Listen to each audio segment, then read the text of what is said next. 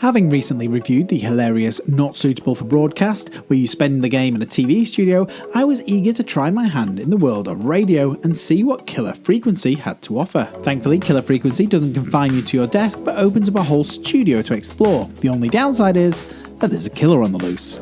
In Killer Frequency, you step into the shoes of Forrest Nash, a once-renowned radio DJ now hosting the late-night show on KFAM 189.16 in the small town of Gallows Creek. The game takes a unique twist as you receive a call from the police informing you of the sheriff's murder and the need for you to take over the dispatch line. It soon becomes clear that the Whistling Man, a notorious serial killer, is back on the prowl.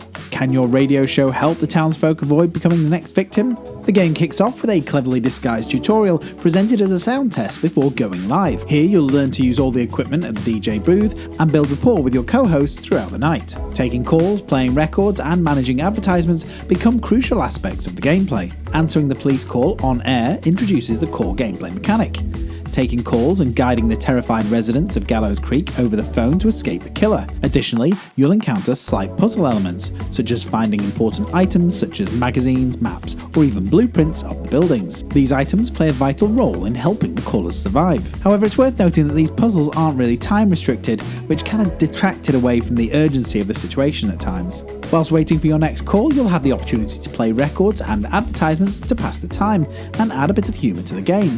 This lightens the mood when needed and pays homage to the tropes of the 80s slasher movies, where cheesy punchlines are very much welcome. One of the visual styles that I particularly liked in VR was the cel-shaded graphics, as Killer Frequency absolutely nails it. The game looks fantastic inside the headset, with neon lights casting an atmospheric glow around the radio station. The cel-shaded design perfectly captures the 80s setting and immerses you in the environment. Moreover, Team 17 excels in the audio design. Despite taking place solely inside a radio station, the game creates an eerie atmosphere that builds tension as the Whistling Man draws ever closer. The voice acting for each call is absolutely impeccable, immersing you further into the narrative. The game's 80s-inspired soundtrack, tailored specifically for the game, enhances the immersion, making you feel like you truly are a radio DJ from the era. Whilst I'm unsure if Killer Frequency can be played seated, the lack of a crouch button and the constant crouching height when standing can be a little bit annoying. Regarding the movement, snap turning is the only option available, which might disappoint some players. However, with the tetherless design of the MetaQuest 2, physically turning became my preferred method, mitigating any issues with the snap turning. Having played through the game once, it took me approximately 5 hours to complete. However, Killer Frequency offers about 3 different endings, which all depend on your survival rate and your actions in the interview with the Whistling Man. If you're inclined to replay and witness all the endings, it's worth investing the time. Overall, Killer Frequency is a fun and freaky experience that is more like an interactive movie than a game. It oozes 80s nostalgia and balances DJ humour with some really tense situations.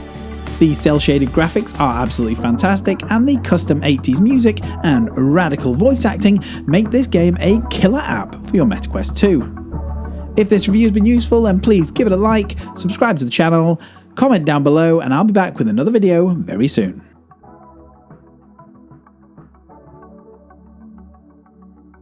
Finish him!